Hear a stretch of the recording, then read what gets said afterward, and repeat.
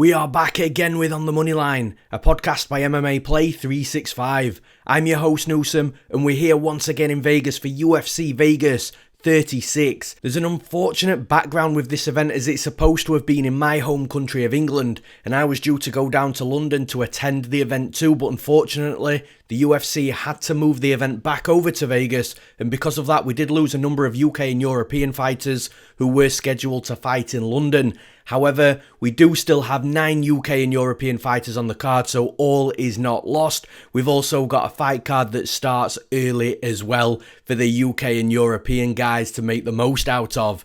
In the main event, we have Derek Brunson versus Darren Till, which is a very intriguing fight in the top 10 of the middleweight division, and I'm really looking forward to breaking that one down. But just before we get into those breakdowns, as always, there's a few things to mention in regards to MMA Play 365. The last event was mixed in regards to the results. We cashed on Wellington Turman as a minus 110 pick'em, which did get unnecessarily sketchy after Turman was deducted 2 points in round 3 for continuous eye pokes, but Turman did win all of those 3 rounds, so he scraped a split decision. We dropped bets on Kevin Lee and Edson Barboza, which I have no complaints about, with Daniel Rodriguez and Giga Chikadze looking great on the night. The money back guarantee dog of the week was a winner in just 17 seconds as Abdul Razak Al Hassan knocked out Alessio Di Chirico. And as for the fun gamblers, 10 out of the 15 parlay piece options were winners as well. Remember, we have multiple packages on the MMA Play 365 website for all the UFC betting advice and DraftKings FanDuel advice you'll ever need. We also have various subscription lengths and options too, so to see our full service list, please go and visit MMAplay365.com for more information or to sign up today. And let's break down some fights in the main event in the middleweight division. We've got Derek Brunson versus Darren Till. Darren Till is currently the minus 175 favourite. The comeback on Brunson at plus 155 as the underdog. Now, as for where the value is on the betting line, I do think that the betting line's really accurate, if I'm being honest. It's where I expected it to be. I would have been surprised if Darren Till was a minus 225, minus 250 favourite, but I would have also been surprised if he was a minus 125 favourite. So I think at minus 175 with Brunson at plus 155 is probably where it should be. If you are going to push me for which side is the better bet, I do think the minus 175 on Darren Till is the slightly better bet than the plus 155 of Derek Brunson. Now, as for where the betting line moves throughout fight week, there's been a lot of money coming on Darren Till. Darren Till opened at around minus 140, Brunson was around plus 110, so there's been a lot of money coming on Darren Till. He has been pushed up to minus 185, minus 190 as well, but that seems to be the brick wall. This seems to be where the betting line is settled, and honestly where it is now, I don't think that it's just going to ping off in one particular direction. I do think we'll see a little bit more money coming on Darren Till closer we get to fight night. He might close at around minus 180, minus 185, but it's roughly going to be where it's sitting right about now. And as for how this fight plays out, I actually think it's quite a clear striker versus grappler scenario. Even though Brunson can strike and he's got power, I just don't think he's fluid enough to keep up with Darren Till. Darren Till's really technical. He doesn't put out a ton of volume, but what Till does really well is he's quite tight, he's quite calm and composed and relaxed, and he'll just strike when he needs to, but when he does strike, he does throw in combinations and he does hit hard as well. So what that does is create hesitancy on the other side for his opponent. They know that they're only going to throw when it's time to throw, so getting into that striking range with Darren Till, they know that that's where he's going to unload, and like I said, that causes hesitancy because the opponent's now trying to get reads and trying to time their own strike so they're not getting a hit back with these hard bursts and combinations. So like I said, although Derek Brunson can strike and he does hit hard, I think if he tries to go punch for punch with Till, I think Till's way too technical. I think he's more varied on the feet as well, more weapons in the arsenal. I think that he'd just piece Derek Brunson up, to be honest. However, where Derek Brunson has a massive advantage is in the wrestling. Brunson was an NCAA Division II wrestler when he first came into the UFC. He did rely quite heavily on his wrestling, especially against the higher level opponents. So for example, he even took Yoel Romero down 3 times, even though he did lose that fight. But then what happened is Brunson discovered that he had knockout power. He was knocking fighters out, the wrestling stopped, and that was great for a while until he started moving up the rankings and fighting opponents that are much higher level in competition. Robert Whittaker's a good example of that. Brunson went into that fight, I'm sure, thinking that he could just go in there and knock Whittaker out and get another knockout and move up the rankings even further. But what happens is Brunson just reached that level of competition where it's just not going to cut it just running forward and trying to flatline your opponent. And what happened is Whittaker weathered that storm, came back and finished Brunson. And Brunson went on a bit of a losing streak after that because he still believed that he could run forwards recklessly and knock opponents out. And it wasn't until, in my opinion, the Elias Theodorou fight where, even though Theodorou wasn't a dangerous striker, he really reined it in with that knockout power and looked to go back to the wrestling again. He took Theodorou down 4 times, won the fight. The next fight, he took Ian Heinisch down twice, won the fight. The fight after that, he fought Edmund Shabazian as a big underdog. He took Shabazian down 4 times, won the fight.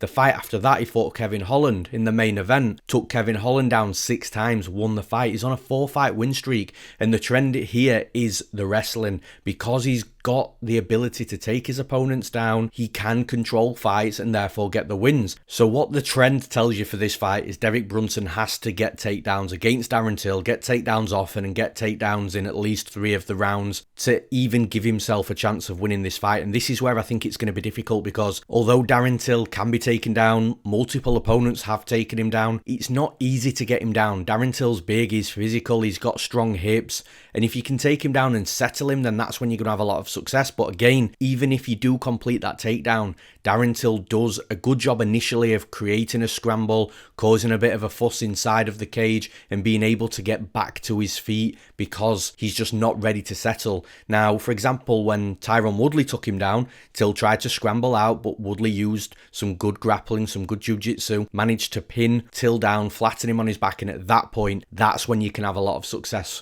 from Darren Till. And I think Brunson might be able to do this for 1, maybe 2 of the rounds, but to see him do it over 5 rounds against Darren Till, I think it's going to be really difficult, because for Brunson to even score these takedowns, he's got to get inside of that boxing range of Till, and that's a dangerous range to be in with Darren Till, especially when Till is the sharper, more technical striker. If this was a 3-round fight, I do think that Derek Brunson would be much more live for a win in this fight, because, like I say, I think he can take Till down and control him for maybe 1 or 2 of those 3 rounds. But with this being a 5-round main event, I just don't see it for 5 rounds. I think that the better work in this fight, the bigger action moments are going to come on the feet, and I do believe that's all going to be Darren Till. Derek Brunson, I do still think he's got holes in his striking defense. He doesn't move his head as much as he should. Like, you look at the Kevin Holland fight, for example. Holland had so many opportunities to get Derek Brunson out of there, in my opinion. He was cracking Derek Brunson, and every time that he seemed to crack him clean,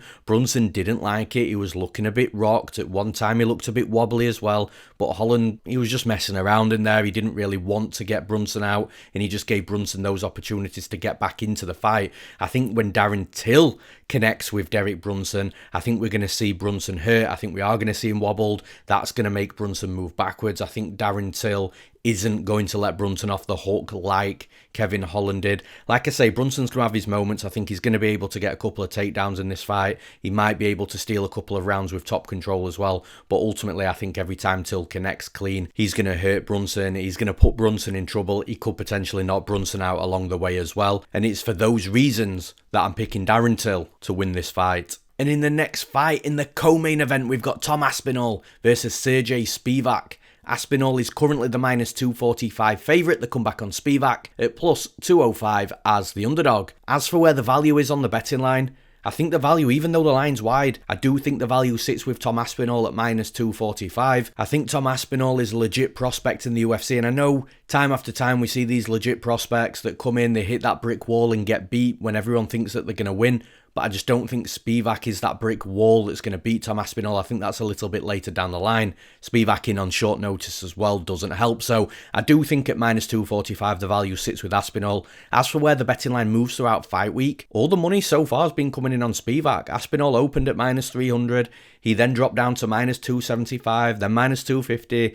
Now he's sitting at -245. So the money money on Spivak is slowing a little bit. I think the brick wall might be where it is roughly around now, and because of that, I don't think that the betting line is going to ping too far in either direction from this moment, even throughout fight week. I think Aspinall is going to go into the cage as around a minus 250 favourite, with Spivak being around plus 210. So as for how this fight plays out, Spivak for me has been really quite simple to analyse as a fighter, because when he's able to dictate the pace of the fight, when he's able to push forwards and be a bit of the aggressor himself, get a hold of his opponents, grind out in the clinch or score takedowns, they're the fights where Spivak wins and looks good doing so as well. And of course here, it's no different. That's the path to victory for Spivak. He's got to close the distance against Aspinall, he's got to get a hold of him, he's got to score takedowns and be able to control Aspinall on the mat, and all that for me, I just think is going to be very difficult for Spivak for a few reasons. Firstly, the boxing, the striking of Tom Aspinall is sharp, it's clean, it's crisp. He fires in combinations, he mixes in nice low kicks as well, oblique kicks to the knees of his opponents, then following up with the combinations. We saw a knee to the body against Jake Collier before that 1-2 knocked him out. So for Spivak to even close the distance against Tom Aspinall, he's got to get through that boxing, and Tom Aspinall's going to be very quick, he's going to be very sharp, his movement's good, he moves back, slides out of range well, he's got good lateral movement as well, so Spivak's going to have to strike to get into that clinch range with Aspinall to then get a hold of him. So basically the striking, the sharp striking of Tom Aspinall is going to be that first line of takedown defense. And then in regards to him actually getting taken down, if Spivak does get through that boxing range and get a hold of Aspinall, even though he's a smaller heavyweight, he doesn't weigh in at 265 pounds, so he does have an advantage against most of the bigger fighters in regards to speed and movement, but he's actually quite deceptively strong as well. So Spivak, when he ties up with Aspinall, because Spivak isn't a big heavyweight either, I do think Aspinall's going to be stronger. I think it's going to be very difficult for Spivak just to get a body lock and throw Aspinall down to the mat, but hypothetically, let's just say he does that and he does it regularly as well. Aspinall's a black belt in Brazilian Jiu-Jitsu. It was his first martial art. It's the martial art of his dad. His dad's a BJJ coach, so it's going to be really difficult for Spivak to then really grind Aspinall out. Now, we have seen Aspinall on his back a couple of times, and it was hit and miss, but bear in mind this was years ago. He will be improving and developing, but we have also seen Aspinall be able to sweep and reverse off his back to get in dominant positions. We've seen him taking opponents down in the UFC and just being really heavy on top. And actually, for as good as Spivak is inside the clinch and in top position, that's his path to victory. I've already mentioned that. One of his biggest holes is actually being on his back himself. We saw that with Marcin Tybura. Tybura was able to take him down twice. Not only was he able to get him down, but he was able to get a lot of top control time as well. So this is another path to victory for Aspinall. I think Aspinall could light Spivak up on the feet, but if he wants to mix it up and take Spivak down, I think he's going to be able to. I think he's going to be able to lay heavy on top and do some good work, look for submissions, land some ground and pound. It's possible for Spivak to beat Tom Aspinall here. It definitely is, but I just don't think that outcome of Spivak being able to routinely close the distance, consistently close the distance, get a hold of Aspinall, take him down and control him for 2 out of the 3 rounds at least, I just don't see that as a likely outcome. I think Tom Aspinall's the better striker. I think he's going to have advantages on the mat should he want to take it there offensively himself as well, and it's for those reasons I'm picking Tom Aspinall to win this fight. And in the next fight we've got David Zawada taking on Alex Morono. Alex Morono is currently the minus 145 favourite. The comeback on Zawada at plus 125 as the underdog. As for where the value is on the betting line, I do think it sits with the underdog in David Zawada. I think David Zawada is the one that's had a full camp here. Alex Morono stepping in on short notice. And honestly, I do think the line should be closer to a pick'em. So David Zawada at plus 125, in my opinion, is that value side. As for where the betting lines move throughout fight week, I actually think the betting line's going to go the other way. I think the current trend is on Alex Morono. I think that does continue for a little bit. I don't think it's going to go crazy like Morono being up at minus 175 or minus 180. But I think if Morono closed at around minus 155, minus 160, I think that's probably where we're going to see that. And Zawada on the flip side of that will be sitting at around plus 135, plus 140. Now, as for how this fight plays out, I do think that Alex Morono is the more technical fighter. I think on the feet he's a little more tighter with his offense as well and his defense. He'll always have a tight guard. He'll come forwards. He'll throw what he needs to. He doesn't overexert on his strikes. Like I said, I think he's more technical, more calm and more composed. Whereas Zawada on the flip side is more of a wild man inside the cage. He's aggressive. He'll come forwards. He'll mix up hard kicks with hard punches. And he just likes to be very active. Loves to come forward, get in his face of his opponents and just throw volume at him. Just likes to hit his opponents. So there's a bit of a difference in style on the feet. Now, one reason why I think Zawada is going to have success in this fight is because Morono really shines where he's the one that can crack his opponents consistently. He's the one that can push his opponents back and just dictate the pace of the fight. And that's really important for Morono to look great inside the cage. Almost all the Morono wins that he's had in the UFC, you'll see that he's the one that's been able to control where the fight's going and how fast the fight is playing out at. Whereas Zawada, he's not going to allow that. If Morono wants to come forward and try and put the pressure on Zawada to take over that dictation of the pace, Zawada's just going to meet him in the middle. They're going to crash forwards and they're just going to throw down. And what that's going to do is prevent Morono from dictating the pace and being able to push Zawada back. And in turn, it's probably going to set Morono back as well, because if these start engaging in a firefight, I think either fighter could get the knockout. I'm not saying Morono is not great in those firefights, but it just seems to me that he doesn't like to be in them. Whereas Zawada, he's all about those firefights. Morono might look for the takedowns here. I think if Morono does shoot takedowns often and take Zawada down, I think the initial stages of being on top of Zawada might be dangerous. Zawada will throw up arm bars. He'll look for submissions off his back. He'll be dangerous. But I think the longer you can keep Zawada down there and stuff those submission attempts, the more Zawada will realise that actually nothing's going to really happen from those submission attempts, and it'll become a little easier to be on top of Zawada, is what I'm trying to say. So if Morono does go to the takedowns and often, I think that could be a good game plan. But for me, Morono just doesn't shoot many takedowns inside the cage, even in fights where he's got a clear advantage with his Brazilian jiu-jitsu, his grappling. He just doesn't go to it. I think the fight's going to be won and lost on the feet. There might be a takedown or two along the way, but ultimately I do feel that this fight is going to have the bigger action moments on the feet, and that's where I believe that David Zawada can be aggressive. He can put Morono on the back foot. He can land volume on him as well. I'd be surprised if he knocked Morono out because he's tough, but I do think that Zawada has got a really big opportunity in this fight to look good over 3 rounds should it go to the scorecards, or he could potentially get a finish with the amount of volume that he does land in his fights. So for those reasons, I am siding with the underdog and I'm picking David Zawada to win this fight. And in the next fight, we've got Khalil Rountree versus Modestas Bukauskas. Bukauskas is currently at -150 as the favourite, with the comeback on Rountree at +130 as the underdog. As for where the value is on the betting line, I do think the value sits with Bukauskas, and there's probably an argument for him to be a bigger favourite in this fight as well, considering the current form of both fighters. As for where the betting line moves throughout fight week, I do think it's going to fluctuate a little bit. I think if Bukauskas did go up to around -175, I think you'd just see money come back in on Rountree and push it all the way back to where it is sitting right about now. If there is any movement on fight night, I do think it might come on the underdog in Rountree. He is live, he's got power, and it wouldn't surprise me if he was a few people's sneaky underdog bets of the night as well. So I do think that it's going to close roughly where it is right about now. I do think if there is any small money coming in though, Modestas Bukauskas might be pushed down to around -140, -145, but there's not going to be a lot in it, in my opinion. Now, as for how this fight plays out, both fighters are on a 2-fight back-to-back losing streak,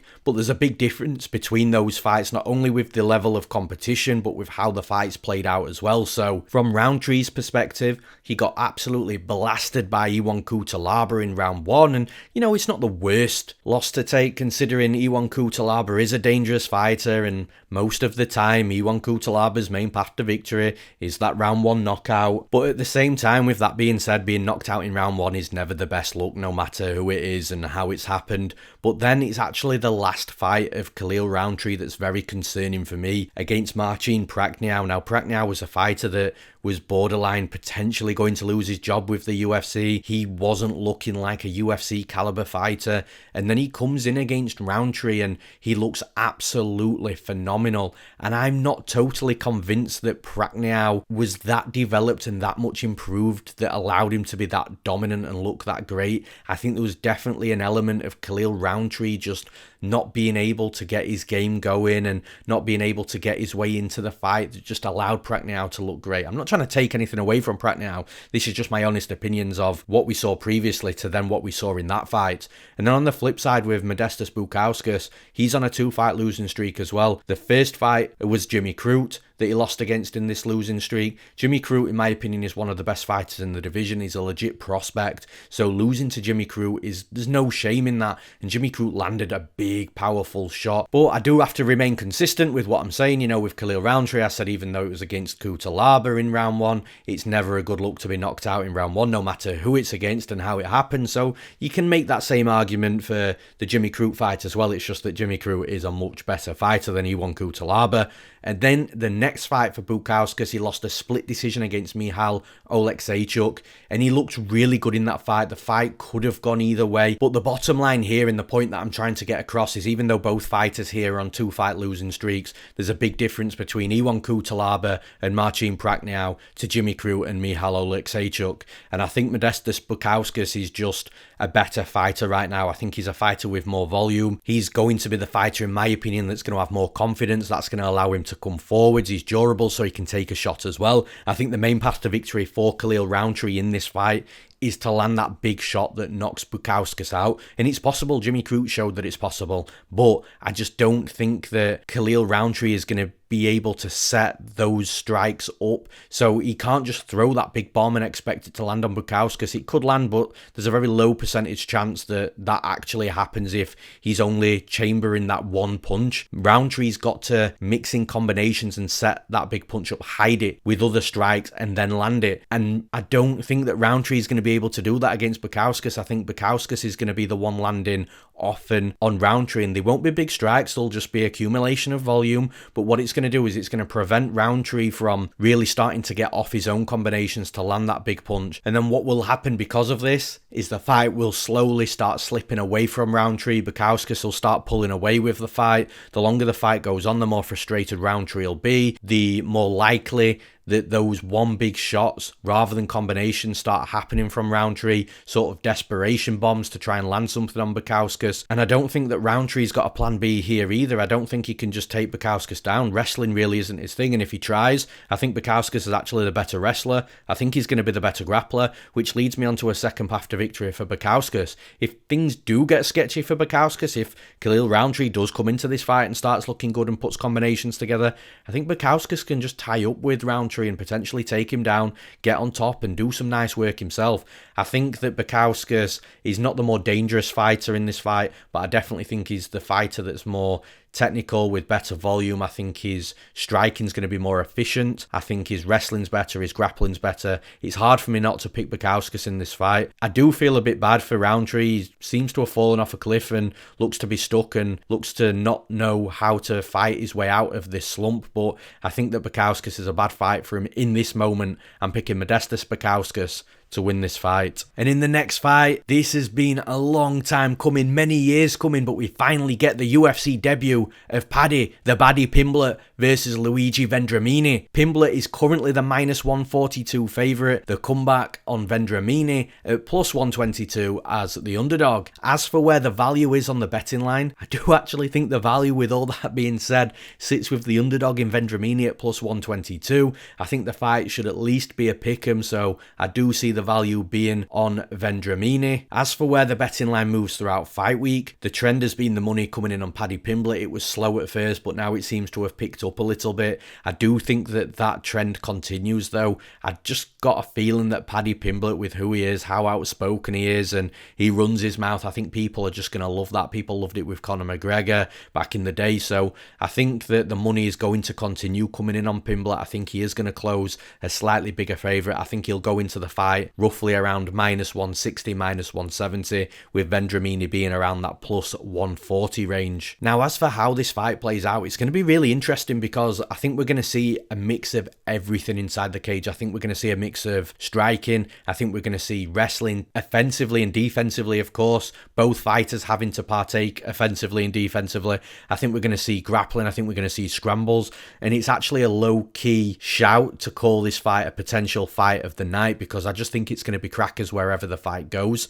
Now, on the feet, I actually think that it's going to be relatively even, but I would give Vendramini the slight edge there. I just think Vendramini's got more experience. You know, look at the fighters that he's fought against, especially his UFC debut, upper weight class against Zaleski dos Santos. You know, he put up a good performance in that fight. He can strike. And Pimblett can strike as well. So this is what I mean. The fight's going to be really, really close. And I did expect it to be a pick'em on the betting line. Then you look at the wrestling.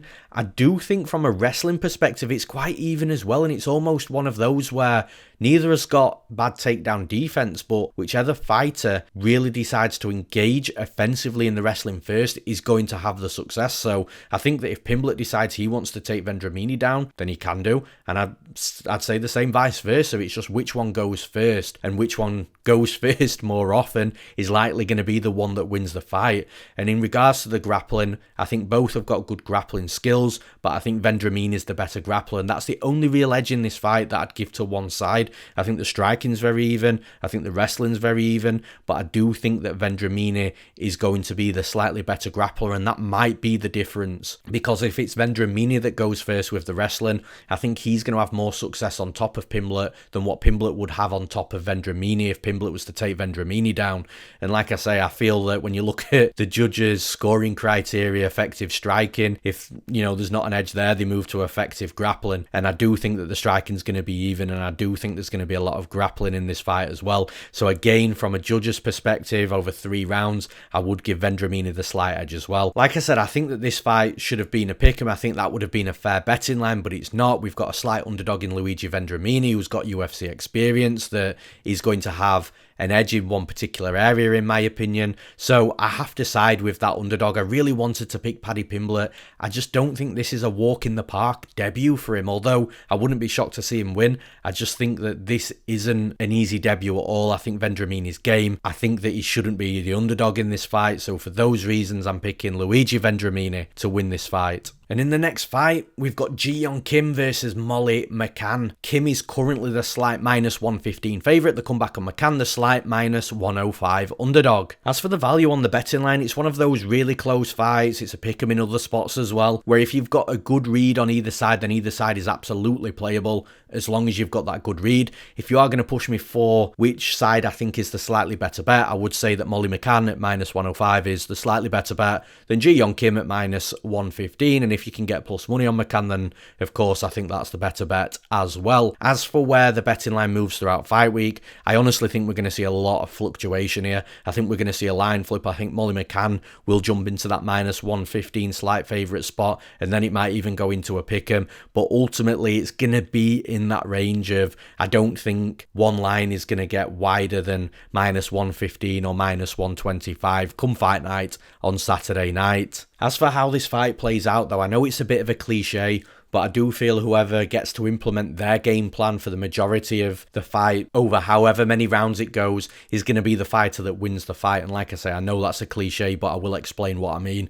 I think that the fight's going to be won and lost on the feet. There might be some wrestling moments, there might be some grappling moments. If there is moments of wrestling and grappling, I do think that that's more likely to be from the side of Molly McCann. But ultimately, I do think the fight is going to be won and lost on the feet. And both of these fighters are slightly different strikers. So you've got McCann that will be more dangerous, more aggressive, that likes to get into boxing range and really rip it up to the head, to the body, throw low kicks. And then you've got Yeon Kim that's slightly less aggressive, that prefers to be on the outside, that fights slightly longer, that's more technical, more fundamental. So this is what I mean by whoever gets to implement their game plan the most, because McCann will want to be the aggressor, be in Kim's face for the majority of the fight in that boxing range and exchanging hard hard punches, whereas Yeon Kim is going to prefer to use movement, be on the outside, slide in and out of range, and just have a nice fluid fight. I think, though, it's going to be really difficult for Yeon Kim to prevent Molly McCann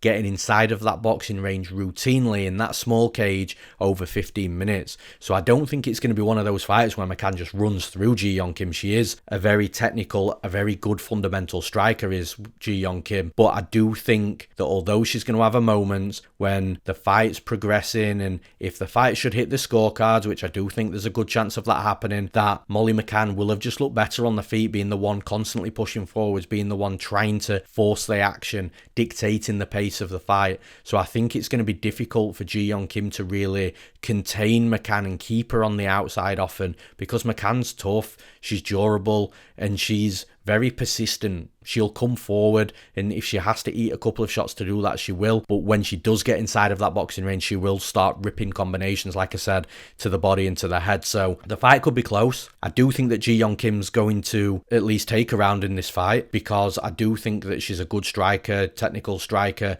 and she will have some successes. But I think over the course of 3 rounds, should it go to the scorecards, I think that Molly McCann is going to look the better fighter, the more aggressive fighter, the fighter that's been trying to finish the fight. And for those reasons, I'm picking Molly McCann to win this fight. And in the next fight, we've got Jack Shaw versus the tough 29 fighter stepping in on short notice, Liudvik Sholinian. Jack Shaw is the biggest favourite on the card, currently at -500, with the comeback on Sholinian at +400 as the underdog. As for where the value is on the betting line, I think at -500, the line is probably where it should be. I know it's very, very wide, but I think Jack Shaw has a lot of advantages that we'll touch upon very shortly, and I think at -500 is probably where I expected it to be. If you are going to push me for a value side, I would say that the -500 of Jack Shaw is a better bet than the +400 of Sholinian. I don't think Sholinian's a bad fighter, but it's really difficult to see him winning this fight, so I do think a +400 ticket is ultimately going to be a losing ticket. As for where the betting line moves throughout fight week, Jack Shaw opened a much shorter favourite in this fight. You know, he was sitting at -300, -350 at one point. All the money has come in on Shaw over the last 24 to 48 hours. I agree with that trend, and I actually think it will continue. I don't think we're going to see Jack Shaw at -700, -800, but if he was to close at -550, -600, I wouldn't be surprised. Now, as for how this fight plays out, credit to Sholinian for stepping in against Jack Shaw. I'm sure that Shaw isn't a fighter that a lot of people do want to step in against, but this is actually Shaw's third opponent for this scheduled event, so Sholinian stepping in on really short notice, that's obviously not going to help his case in this fight of trying to beat somebody like Jack Shaw. But you look at stylistically how this fight plays out and where the edges are in this fight, and unfortunately for Sholinian, I think Jack Shaw's got the edge in the strike, and I think he's got the edge in the wrestling, I think he's got the edge in the grappling, I think he's got an edge in cardio, durability, although Sholinian obviously is tough. The war that he had with Tercios in the Ultimate Fighter house in the season that's just finished was insane, so I'm not saying that Sholinian isn't tough and durable, but I just think that Jack Shaw ticks every box wherever this fight goes. On the feet, I think it's going to be the area where the fight's more close than it is anywhere else, so I do think that Sholinian will have the majority of his success in this fight on the feet. I'm not saying he'll have more success than Shaw, I just feel that this is where the fight's much closer on the feet. But with Jack Shaw, most of his wins, you look back at pretty much every single win that he's had, he's always relied on the wrestling and the grappling to be able to be winning those fights, and I don't think this fight's any different. I do think that he could have a 15-minute kickboxing fight with Sholinian and beat him, but Shaw's going to mix in the wrestling, he's going to mix in the grappling, and that's where he's just going to look absolutely phenomenal in my opinion. I do think that Sholinian will initially be able to get back to his feet and get out of some of those positions on the mat, but when you look at the outcome of this fight, it's really hard to see Sholinian finishing Jack Shaw. That means Sholinian's going to have to do enough over 3 rounds to beat Jack Shaw on the scorecards, and I just don't see it. Sholinian's best potential opportunity in this fight is to keep the fight standing, throw strikes at Jack Shaw. Sholinian's got decent wrestling himself. I don't think it's going to be able to be enough to take Jack Shaw down, but even if he's mixing in some takedowns, that could help the striking if it gets Jack Shaw a little bit concerned about the level change. But again, I'm just trying to really pick the small areas where Sholinian might have a small amount of success. Ultimately, like I said, I think Jack Shaw's the better striker. I think he's a better wrestler. I think he's the better grappler. I think he's going to be mixing everything in on the night against Sholinian. I think Jack Shaw's live for a finish. If he doesn't get the finish, I think he's going to be able to take 2 out of the 3 rounds, potentially all 3 rounds as well, should it hit the scorecards. I'm picking Jack Shaw to win this fight. And in the next fight, we've got another fighter stepping in on short notice. We've got Charles Jourdain versus the fighter stepping in on short notice, Julian Erosa. Jourdain is currently the -185 favourite. The comeback on Erosa at +160 as the underdog. As for where the value is on the betting line, I think the value sits with Jourdain at -185. Not only, like I've already mentioned, is Erosa stepping in on short notice, I think Jourdain's just a better, more technical and a more dangerous fighter. So at -185, I think there's an argument he could be north of -200. So I think the value sits with the favourite in Jourdain in this fight. As for where the betting line moves throughout fight week, there's been some fluctuation since this line was released. Jourdain was a bigger favourite, money came in on Erosa, but it seems to be the trend coming back in on Jourdain now. But the betting line does seem to hit that brick wall at around the -200 line, so I don't think the line's going to fly off in any particular direction. When both fighters step in the cage on Saturday night, I expect the betting lines to be sitting roughly where they're at right about now. So as for how this fight plays out, I think in moments in this fight it's going to be a bit of a dogfight, because Jourdain likes to be aggressive and get in the face of his opponents and throw down, and Erosa absolutely welcomes that. That's how Erosa wins fights in the UFC. He doesn't win fights by being technical and having solid fundamentals and putting a clinic on his opponents, because he's just simply not that type of fighter with that type of skill set. Erosa wins fights by making fights ugly, getting into brawls, exchanging, putting pressure on his opponents, trying to make them work hard to force that gas tank out of them. That's how Erosa wins fights. So I think in some moments in this fight, Erosa might look okay, but I just think that Jourdain is just the more technical, more fundamental and more dangerous fighter in this fight. I think that although he will give Erosa chances to win this fight, I think ultimately Erosa is going to get set on the back foot once Jourdain makes his reads, and once he starts flowing inside the cage, his striking will be fluid, he'll be mixing in kicks to the legs, to the body, to the head.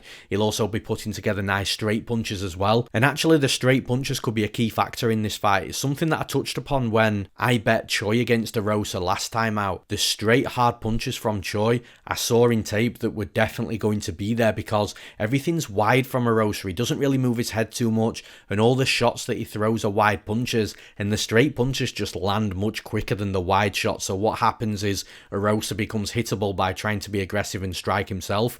And the same goes here for Jourdain. Jourdain's tall, he's long, he's going to be able to find those straight punches as Erosa's coming forward and swinging wide hooks. So for me, like I said, I think Erosa's going to have some moments in this fight. I think it's going to definitely be a fun fight, a fight where there's a lot of action, but ultimately I just think Jourdain is going to be the fighter landing the bigger, harder shots, more volume. I think that he's going to be the fighter controlling the pace of the fight once he starts landing. Range management is going to be there as well. I just think that he's the more technical, more fundamentally sound fighter with more paths to victory, more ways to win this fight. I think he's the more likely fighter to find a finish, and I think that he could comfortably win on the scorecards as well, and it's for those reasons I'm picking Charles Jourdain to win this fight. And in the next fight, we've got Dalcha Lungiambula versus Marc-Andre Barriault. Barriault is currently the -155 favourite. The comeback on Lungiambula at +135 as the underdog. As for where the value is on the betting line, I do think the value sits with the underdog in Lungiambula at +135.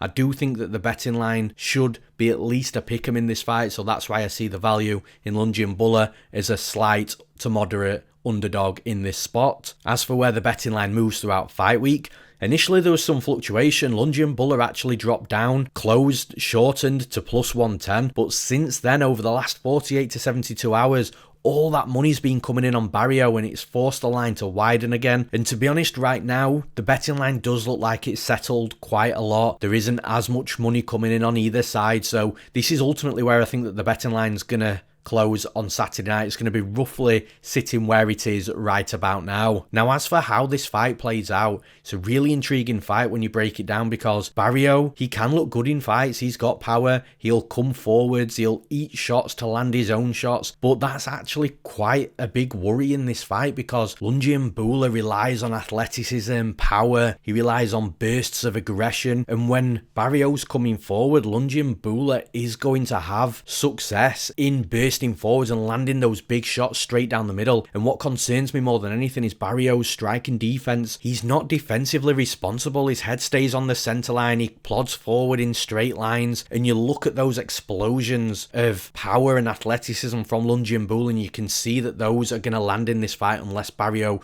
really changes things up. But I've not seen Barriault as a really quick mover, a fighter that's elusive, that slides in and out of range with good lateral movement. That's not Barriault. Barriault is, come at me with your best strikes and I'll land back at you. We'll grind it out and see who's got the better cardio, the bigger heart, who's more tough. But playing that game with Lungiambula is really dangerous. Another thing in this fight as well that's worth mentioning is a lot of Barriault's fights end up inside the clinch because of the way Barriault comes forwards. Both fighters tend to clash into each other, which causes these clinch scenarios. And Barriault's normally really strong inside the clinch, but in this fight, I think he's going to be at a physical disadvantage. Dalcha Lungiambula is an absolute unit of a human being. He used to fight at heavyweight, dropped down to light heavyweight. He was a champ in EFC as well as a heavyweight and a light heavyweight. Now he's dropped down even further to middleweight. Kind of reminds me of the Cannonier situation, if I'm being honest. But I think in this fight, in the clinch scenarios, Lungiambula is going to be the stronger fighter. And then Lungiambula's also got that legit black belt in judo as well. So the upper body strength, if you didn't think it was going to be strong enough, it's definitely going to be there. He's got trips, he's got throws.